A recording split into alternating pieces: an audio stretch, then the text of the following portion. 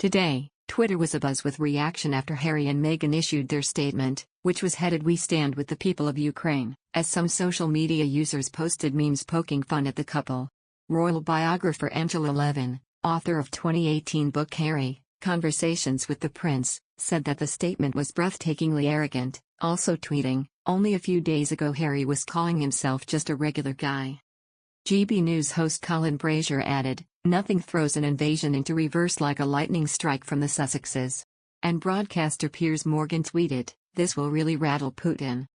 A further Twitter user said, "Phew, that's that sorted then. Putin will immediately recall the military and send them back to their garrisons. Thanks for that, Harry and Meg, you saved us all. We owe you one." Another wrote, "What a joke. Are they speaking for the UK or American? Or just jumping on for attention? Harry and Meghan have spoken. Putin Russian president is now scared lol." And one social media user said, "Don't tell me they actually care about someone else beside themselves, once again making this about them again, you got to laugh." The Sussexes have regularly spoken out over major issues and global conflicts since stepping down as senior members of the royal family in early 2020 and leaving Britain to start a new life in California, where former actress Meghan is originally from. After moving to the US, they were accused of wading into the American presidential election when they urged voters to reject hate speech in a message widely interpreted as an attack on Donald Trump and tacit support for Joe Biden's campaign. And last August, the heartbroken Sussexes said the Taliban's advance in Afghanistan left them speechless in a long statement, but they were slammed for another attempt to form an alternate woke royal family. Also, social media users at the time branded their statement vague publicity-seeking word salad and said it was irrelevant because it did not mention how they personally would be helping in the Afghan crisis. Another news, Prince Harry has been told his offer to foot the bill for his own security in his ongoing legal challenge against the Home Office is irrelevant.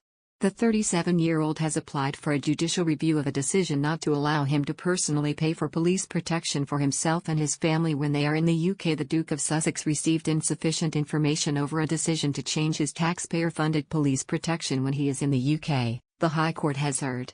Harry was told he would no longer be given the same degree of personal protective security when visiting from the US, despite offering to pay for it himself. He is taking on the Home Office because he wants to bring his children and wife to visit from across the Atlantic. But Harry does not feel safe when visiting under the current security arrangements, the court was previously told.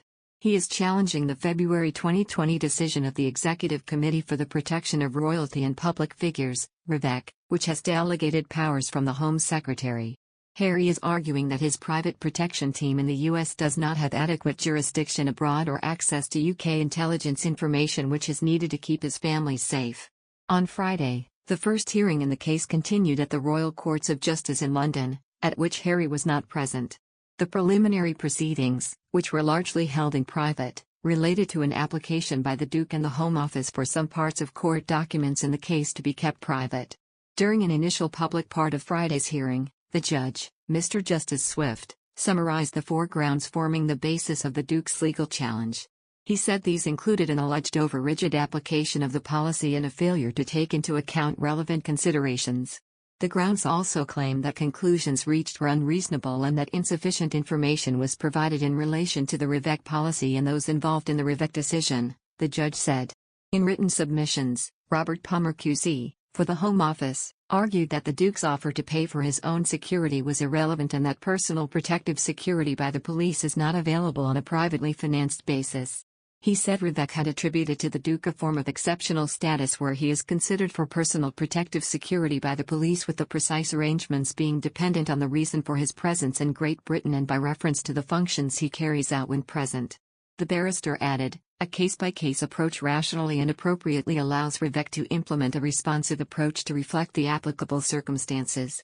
The Home Office's written arguments also claim that Harry's offer of funding was notably not advanced to REVEC at the time of the Duke's visit in June 2021, or in any pre-action discussions.